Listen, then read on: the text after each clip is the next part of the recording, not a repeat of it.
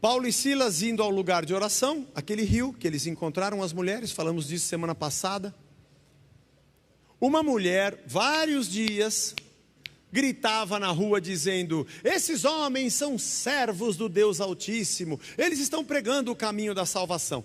Paulo ouviu o primeiro dia, ouviu o segundo dia. Ela estava possessa por um espírito de adivinhação, diz o texto. E você pode dizer: Zé, mas um espírito de adivinhação? Bom, qualquer espírito, qualquer demônio sabe que Deus é Deus e que Ele é o Altíssimo. Ok, está tudo certo. E também, quem não atrapalha, está ajudando. Ela estava dizendo que eles eram servos do Deus Altíssimo. Por que Paulo foi expulsar um demônio? Por que ele se incomodou com aquilo? Há uma peculiaridade aqui, nesse caso. Na cultura grega de religião, das religiões de mistério e as crendices, apesar de ser um império romano, a cultura grega dominava. Aliás, a cultura grega está até hoje, né? Eles vieram com a filosofia, o pensamento, a matemática, a astrologia. Eles vieram com os esportes, com as Olimpíadas, com a democracia. O pensamento grego e a maneira do império grego de pensar a vida está com a gente até hoje, tirando a tecnologia. Até hoje a gente estuda o teorema de Pitágoras, Tales de Mileto. Então a cultura grega dominava a época. E a maneira deles crerem nas divindades. Havia 4 tipos de divindades que eles cultuavam ou criam. Os deuses do Olimpo, que tinham relação com divindades romanas, que eles trocaram os nomes, mas eram os deuses do Olimpo. Em segundo lugar, as divindades locais, eles criam em divindades locais. Em terceiro, os heróis, que quando morriam se tornavam semideuses. E os daimonion ou kachodaimonion, que eram os espíritos maus e os espíritos bons. Eles criam nessas 4 categorias. As entidades locais era uma das categorias de divindades que eles cultuavam. Só vamos pensar que religião, adoração, culto, era uma coisa bem diferente do que a gente imagina nos dias de hoje. Era um rito para agradar uma entidade, para obter dela um favor. Não tinha esse senso de transformação pessoal, de imagem de Deus, de conversão, de novo nascimento. Esquece isso. Não tinha mudança de atitude nem de caráter. Pago aqui para a entidade e pego a minha colheita, chove na minha terra. Era isso. E havia uma entidade em Filipos chamada Theos Ripsistus, que significa Deus Altíssimo. Ela não estava falando do Deus de Israel. Ela estava falando de Theos Ripsistus, que era uma entidade local. E Paulo ouve o primeiro dia, fala: tá bom, vai, até para aguentar, sem problema. Segundo, terceiro, foram muitos dias. Com certeza, Paulo deve ter pensado: chega, né? Daqui a pouco as coisas boas acontecem com as pessoas, eles vão pensar que eu sou servo do Theos Ripsistus e eu não sou. Que significa em grego Deus Altíssimo. E ele repreende aquele demônio. O problema é que primeiro aquela mulher é liberta, isso é uma grande bênção. Depois da conversão de Lídia, agora a conversão desta mulher, a libertação dela, isso é um grande milagre. Eu sei que quando você lê esse texto e já ouviu pregações sobre esse texto, todo mundo diz que o centro desse texto é o terremoto que libertou a Paulo e a Silas. E eu tenho que dizer a você que não é.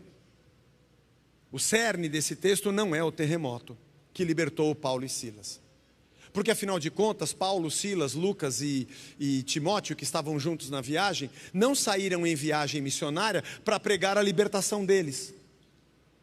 Não saíram em viagem missionária para dizer que eles eram livres. Eles saíram para libertar pessoas. Saíram para levar a libertação pelo Evangelho. Aliás, que Cristo havia dito lá em Atos 1:8, já passamos por esse texto: vocês vão por todo o mundo, por Judeia, Samaria, Jerusalém, Judeia, Samaria, até os confins da terra. É o que eles estavam fazendo, levando a mensagem. Esse é o centro da mensagem desse livro de Atos. A igreja avançando, levando ressurreição por onde ela passa. O terremoto é um pequeno detalhe dentro da história. Só que tinha um consórcio de senhores que tinham lucro com a adivinhação dessa mulher. Não sabemos se o lucro é porque ela pagava, as pessoas pagavam para ter adivinhação, pode ser. Ou se ela adivinhava também coisas que beneficiavam esses homens em seus negócios, pode ser também. A verdade é que eles tinham lucro. E quando Paulo liberta aquela mulher, o lucro acaba. Ela dizia: Theos ipsistos está abençoando esses homens e apresentando salvação para as pessoas. E é possível que os seus donos e senhores aplaudissem: isso mesmo, continua com ele aí que ele está dando lucro para nós. Quando ela é liberta, não há alegria no coração deles pela libertação de uma mulher. Afinal de contas, a religião não se alegra muito quando alguém é liberto. Ela quer saber quantos estão prisioneiros do seu modus operandi e da sua maneira de sobreviver, às custas da fé. Porque nesse momento aparece o verdadeiro Deus, não Theos ipsistos, aparece o dinheiro. O dinheiro é o verdadeiro Deus aqui deles. Essa entidade é só um caminho que me leva ao dinheiro. O que eu estou procurando é dinheiro. Eu não estou procurando Deus. Essa semana participei de um podcast, até coloquei uns cortes no meu Instagram, que foi interessante a pergunta que me fizeram e falei um pouco disso, já tinha um pouco na cabeça a pregação desse domingo, que eu já estava estudando, né? Quando a gente diz eu amo a Deus, porque Ele me dá as coisas que eu quero, eu amo a Deus ou amo as coisas que eu quero? O que eu estou amando quando eu digo que amo a Deus? Quando eu oro a Deus apresentando a Ele a minha vontade, o que de verdade eu quero de Deus quando eu o busco? A vontade dEle ou que Ele cumpra a minha? Você deve adorar, porque quando você adora, você tem vitória. Espera aí, você adora por quê? Porque você o ama e Ele é Senhor, ou porque você quer uma vitória? E eu não estou dizendo que Deus não esteja conosco nas nossas batalhas, Ele está, ok? O problema é se a vitória é meu Deus ou se o Senhor é meu Deus. Ele é tudo o que eu preciso ou Ele me dá tudo o que eu preciso? Eu me alegro por ter um Deus que é tudo o que eu preciso ou eu me alegro por procurar um Deus que me dá o que eu preciso? O meu movimento em direção a Deus é porque eu sou atraído pela sua graça e misericórdia ou pela oportunidade que Ele me dá de obter o que eu quero? Deus é o que eu preciso ou Ele é apenas um caminho para me dar o que eu preciso? Porque se eu adoro a Deus porque Ele cumpre a minha vontade, então eu adoro a mim mesmo e não a Deus. É muito sutil isso. Quando acabou o dinheiro, aí apareceu quem era o verdadeiro Deus. Jesus nos diz em Mateus 6:24, ninguém pode servir a dois senhores.